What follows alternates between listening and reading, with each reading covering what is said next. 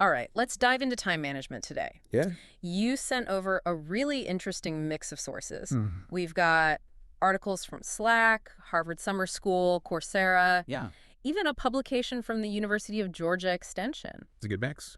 Seems like you're ready to boost your productivity, Definitely. and we're here to help sift through all this info and find the gems. Absolutely. So it's not just about finding any old system, though, right? Right. It's about understanding what makes time management tick, Yeah. why it even matters in the first place. I think that's key. We could all use a little more time in our day, but what are the deeper benefits? I think about that a lot. Yeah. And think of it this way. Okay. Time management isn't just about doing more. Hmm. It's about doing better. Right.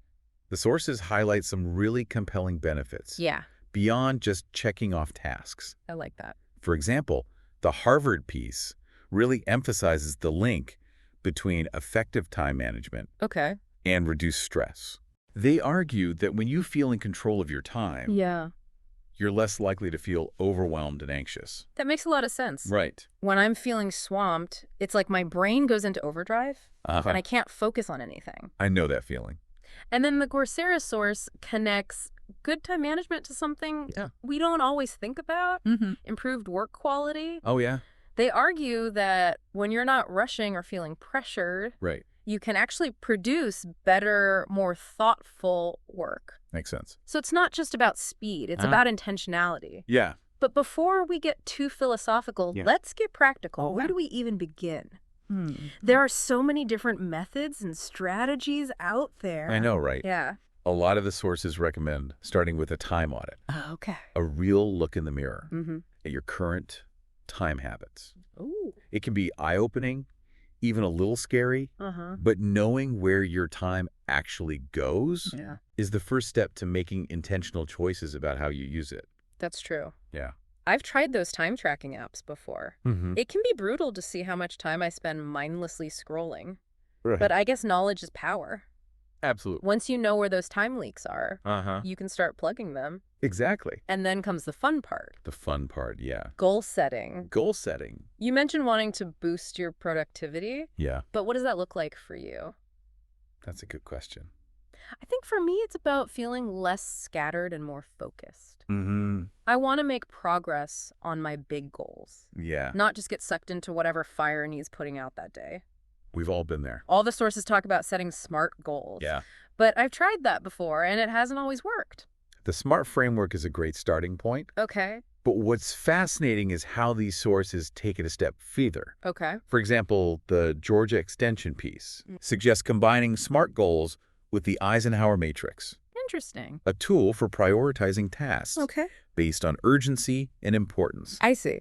It's about figuring out what truly needs your attention Yeah. and what can be delegated, delayed, or even ditched altogether. Okay. That sounds helpful. Right. But isn't there a risk of getting bogged down and overanalyzing every task? Yeah. Sometimes I feel like I spend more time organizing than actually doing. That's where the 80-20 rule comes in. Okay. This principle is highlighted in a few of the sources, Mm-hmm. suggests that 80% of your results Wow. come from just 20% of your efforts. Oh, okay. It's about identifying those high-impact activities Right. and making them a priority. So it's about working smarter, not just harder. Absolutely. I like that. Yeah. But how do you actually figure out what that crucial 20% is? That's where things get really interesting. Okay. And that's what we'll be exploring in part 2 of this deep dive. All right. Stay tuned. Looking forward to it. Welcome back. So we just left off talking about the 80-20 rule Yeah. and how to pinpoint those high-impact tasks. Right. I am all about working smarter, not harder. Absolutely. Honestly, sometimes even identifying those high-impact tasks feels overwhelming. Yeah. It's like I get decision fatigue before I even start working. I hear you. Yeah. That's where a good system comes in. Okay. And these sources, Mm-hmm. they're full of different planning and scheduling techniques, Okay. each with its own strengths. Interesting. One that really caught my eye was time blocking. I've heard of time blocking, Uh-huh. but I haven't really tried it consistently. Okay. What makes it so effective? It helps you to kind of take control of your schedule Mm-hmm. instead of letting it control you. Yeah. So instead of reacting to whatever pops up, Okay. you're proactively deciding how you'll spend your time. Oh, It also forces you to be realistic Yeah. about how much you can actually accomplish Right. in a given day. That's key. I'm notorious for overestimating what I can get done. We've all been there. Yeah. The beauty of time blocking is it visually shows you your limits. Right. It can also help you break down Oh. those larger, more intimidating tasks into smaller, more manageable chunks. And that brings us to the dreaded P word. The P word. Procrastination. Oh, yeah. The sources are packed with tips on how to battle this productivity killer. What are some of the strategies that stand out to you? One that I found particularly effective Okay. is the eat that frog method. Eat that frog. Which is all about tackling your most difficult or dreaded task first thing in the morning. Interesting. Once that's out of the way, the rest of the day feels like a breeze. I love that analogy, like ripping off a Band-Aid. Exactly. What other procrastination-busting tips do the sources offer? Another one that resonated with me is snowballing. Okay. Involves breaking down a large task into smaller, more manageable steps. Right. It's about creating momentum and making progress visible. Yeah. Which can be incredibly motivating. And for those times when we need a little extra help staying focused, there's always the Pomodoro technique. The Pomodoro technique. The idea of working in short bursts with regular breaks sounds appealing, especially for someone like me who gets easily distracted. It's a great way to train your brain to focus. Right. Avoid burnout. Yeah. The sources also emphasize the importance of minimizing distractions. Oh, tell me about it. Easier said than done these days. Yeah, between emails, social media, those endless notifications. It's a constant battle. Constant battle for my attention. I love it. What are some practical tips for reclaiming our focus? The Slack article's full of helpful advice. Okay. They recommend using tools that minimize context switching. Context switching. That mental drain that comes from constantly jumping between different tasks and applications. That's a huge time suck. I know it. Feels like I'm constantly switching gears. Never really getting into a flow state. They suggest streamlining your workflow. Okay. By using a single platform like their own workspace. Okay. Centralized communication, manage tasks, even store files. Having everything in one place does sound more efficient. Right. Any other tips for battling distractions? The sources all agree. Limiting screen time. Yeah. Being mindful of how and when we use technology is crucial. Makes sense. Some even recommend using apps like Forest or Freedom to block distracting websites or apps during specific periods. They sound like lifesavers. They can be. But even with the best tools and techniques, there's still only so many hours in the day. I know. That's where delegation comes in, right? Exactly. The sources highlight the importance of learning to delegate effectively. Yes. Not just to free up your time, but also to empower others. Foster a sense of shared responsibility. Definitely. I'll admit delegation is something I struggle with. It often feels like it's easier to just do it myself. What advice do the sources offer for overcoming that I can do it all mentality? They emphasize being strategic about what you delegate. Okay. Choosing tasks that align with the skills and interests of others. Yeah. That's important. It's also about communicating clearly, setting expectations, and providing support as needed. That makes sense. So it's not just dumping work on someone else.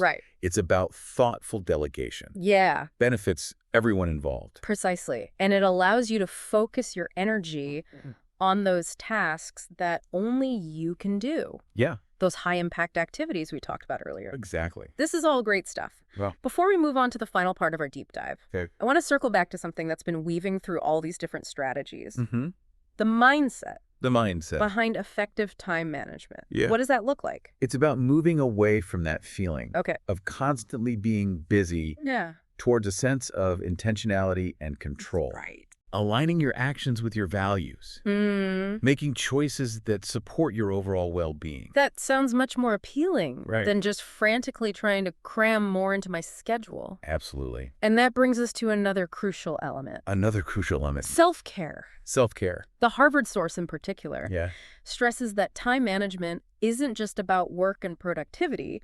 It's also about making time for yourself, for activities that recharge your batteries and bring you joy. I like that.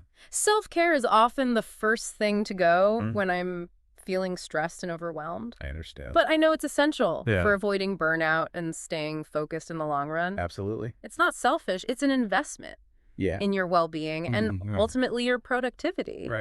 This has been a really insightful exploration of time management. It has. I'm already feeling inspired to try out some of these new strategies. But before we get ahead of ourselves, let's take a pause and regroup for the final part of our deep dive. Sounds good. We'll be exploring some key takeaways and parting thoughts to help you make the most of this newfound knowledge. Stay tuned for the grand finale. Welcome back to the final part of our time management deep dive. Yeah. I'm excited to synthesize everything we've learned and see what actionable insights we can take away.